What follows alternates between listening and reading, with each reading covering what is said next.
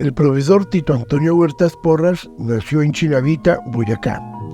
Desde sus primeros años de vida demostró un gran interés por los estudios teológicos, filosóficos y humanísticos que irían a estar presentes a lo largo de su vida intelectual y profesional. Además, sus concepciones y valores humanos, aunado a su altruismo personal, lo destaca como una persona generosa y comprometida con la educación, la pedagogía y con una profunda vocación de servicio. Por eso ahora estamos pensando en un plan de estudios que supere la dicotomía ciencias políticas administración y que en vez de centrarse sobre esos dos ejes tenga un solo eje que nosotros llamamos el núcleo, o sea, un plan de estudios que tenga como eje, como centro, más bien como núcleo, la administración pública. Por eso estamos empeñados en buscar el núcleo disciplinar de la administración pública y montar un plan de estudios sobre administración pública, que prepare para el ejercicio en la administración pública, pero que además prepare en la disciplina administración pública, en la teoría, en la historia y en los desarrollos tecnológicos de la administración pública, y que deje esa preocupación de ciencia política más administración que ciertamente nos ha hecho daño. Esa es la idea de lo que viene. Tal vez si hay alguna idea que sea como orientadora, es tratar de superar esa dicotomía, fundamentalmente porque esa dicotomía ciencia política administración es el reflejo de la dicotomía pensar hacer. Entonces siempre se creyó que hay unas personas que piensan y unas personas que hacen, y que hay unos cargos en las organizaciones que son para los cargos que piensan, son los cargos políticos, y unos cargos que hacen, que son los cargos administrativos, digamos así. Y eso se refleja también entonces en la enseñanza. Entonces son las asignaturas que enseñan a pensar y las asignaturas que enseñan a hacer. Y eso definitivamente tiene que ser superado. En el corazón de la propuesta que estamos presentando en estos días, si hay algo que lo caracterice es el afán, no sabemos cómo realmente todavía, pero es el afán de superar esa dicotomía, porque no es posible seguir con ese enfrentamiento pensar-hacer, porque nadie ya lo sostiene, eso ya no es sostenible. En 1965, Tito Huertas dio inicio a sus estudios superiores en la Universidad Gran Colombia en el programa de licenciatura en Filosofía y Letras. Movido por su interés en la filosofía, en el año de 1969 comenzó sus estudios de filosofía política en la Universidad de San Luis, Missouri, Estados Unidos, gracias a una beca otorgada por la Asociación de Universidades de Estados Unidos a estudiantes latinoamericanos. ¿Qué tanto cala uno en los estudiantes? ¿Sí? Yo tuve cuando enseñaba humanidades, uno de las primeras partes del curso era como el pensamiento, la sociedad y el pensamiento griego. Y hacía mucho énfasis en eso porque consideraba que era una buena base para el desarrollo del curso posterior de Historia del Pensamiento Político. Pues bien, tengo todavía muchos estudiantes que recuerdan algunos aspectos fundamentales de esos cursos y que dice que los han venido utilizando posteriormente. Entre 1977 y 1980 realizó sus estudios de doctorado en Historia Sociopolítica Latinoamericana en la Universidad Stony Brook de Nueva York, consolidando así su compromiso con la academia y la investigación. Mientras realizaba sus estudios de doctorado, el 14 de mayo del año 1973, Tito Huertas inició su carrera docente en la Escuela Superior de Administración Pública, marcando el comienzo de su legado en la gestión académica de la institución hasta los últimos años de su existencia.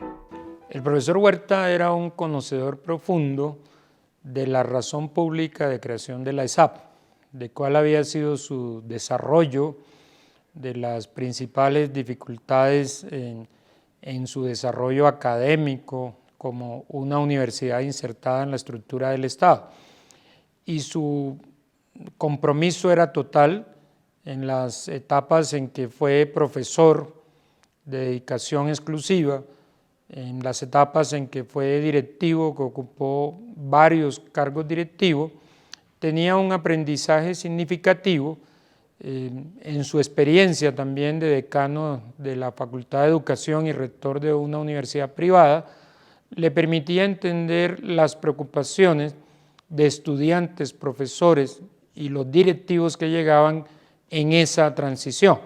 Y además tenía una actitud personal muy especial, académica, de directivo y de profesor y de integrado a la comunidad académica, que le facilitaba objetivamente a los que llegaban el entendimiento de dónde estaba la ESAP, de dónde venía y posiblemente hacia dónde debería dirigirse. El profesor Huerta era una memoria institucional muy calificada, que además tenía una actitud académica y personal que les gustaba a los que veníamos, a los que estaban y a los que en el futuro iban a gestionar la escuela. Sus aportes como educador además se expandieron a las aulas de las universidades La Gran Colombia, el Externado y la Universidad Central. En la Universidad Javeriana fue director del Departamento de Historia y en la Universidad Gran Colombia ocupó la Decanatura de Educación y posteriormente la Rectoría. En la ESAP, el profesor Tito se destacó como coordinador del programa de doctorado en gobierno en 1998 y jefe del departamento de pregrado en 1999 y 2000. Entre 1980 y 2001 desempeñó roles claves como decano de la Facultad de Ciencias Políticas y Administrativas, subdirector de investigaciones y subdirector académico. A lo largo de su desempeño en la gestión académica, mantuvo su compromiso con el ejercicio docente y su relación con los estudiantes, desarrollando sus importantes cátedras de Ética Pública, Historia del Pensamiento Político e Historia Política de Colombia. Tito Huertas es un personaje que asumió una tarea fundamental en la ESAP desde su fundación. Su perfil, su academia inicial es un filósofo, un conocedor de las dinámicas de la filosofía contemporánea y la filosofía antigua. En ese marco desarrolló una perspectiva de lectura sobre el fenómeno organizacional, sobre las lógicas de la administración pública e igualmente sobre las dinámicas relacionadas con el comportamiento del funcionariado estatal. De otro lado, en ese marco de su formación como filósofo, le permitía contextualizar las perspectivas de varias trayectorias filosóficas contemporáneas que le permitían contextualizar la actividad de la administración y en general de las lógicas del funcionariado público. Recuerdo que quizás tal vez en los años, hace aproximadamente como unos 20 años, en la discusión que se dio del proyecto universitario educativo que se conoce en nuestra institución como el PUE, él tuvo una participación, ¿no es cierto?, en función de organizar también el programa curricular de administración pública, los núcleos, él hablaba mucho en función de los focos y de los núcleos y de cómo debía ser la organización curricular también de las asignaturas como tal, bajo qué núcleos o bajo qué focos o en qué áreas debía involucrarse.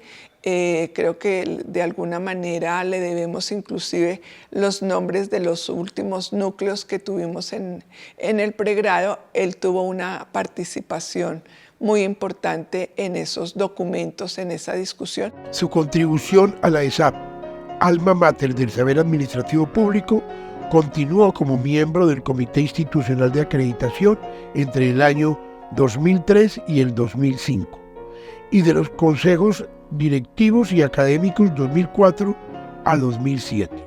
Además, desempeñó un papel crucial como coordinador de los programas de maestría en Administración Pública y especialización en Alta Dirección del Estado del 2008 al 2011. Uno de los aportes, yo creo, más fundamentales del profesor Tito al ejercicio académico y al ejercicio con sus estudiantes fue la introducción que él hizo y que él siempre hacía a los estudiantes a los clásicos, tanto de la ciencia política como de la filosofía. Él con eso tenía, digamos, la finalidad, y creo que es una cosa por lo que más se les será recordado, es la integralidad entre teoría y praxis, porque él consideraba que una práctica integral, estructurada e innovadora tenía que ver mucho con una teoría sólida. Entonces, el mayor aporte que yo creo que él hizo, sobre todo para mí, y yo creo que para la mayoría de los egresados que lo recordamos, es esta introducción a la cultura clásica, a la lectura de los grandes políticos, y fusionándolo con los problemas teóricos y prácticos de la administración pública actual. Eso es algo invaluable por lo que se le va a recordar siempre. Bueno, el profesor Tito Huertas logró lo que a veces no es tan fácil, y fue posicionarse realmente en una interdisciplinaridad fuerte frente a la administración pública.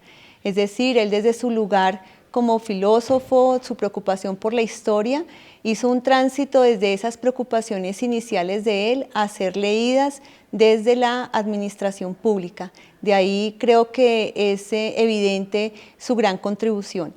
En el aula de clase, como su estudiante en proceso político colombiano, era evidente la importancia que él señalaba de reconocer y resignificar todos los procesos políticos en la actualidad y lo que significaba eso en la comprensión y la administración pública. Más adelante y claramente sus aportes y sus reflexiones en términos a la ética pública fueron fundamentales. De otro lado, esa mirada que él tuvo de las transformaciones necesarias en los procesos de formación fueron fundamentales en los cambios curriculares que tuvimos tanto a nivel de pregrado como a nivel de posgrado.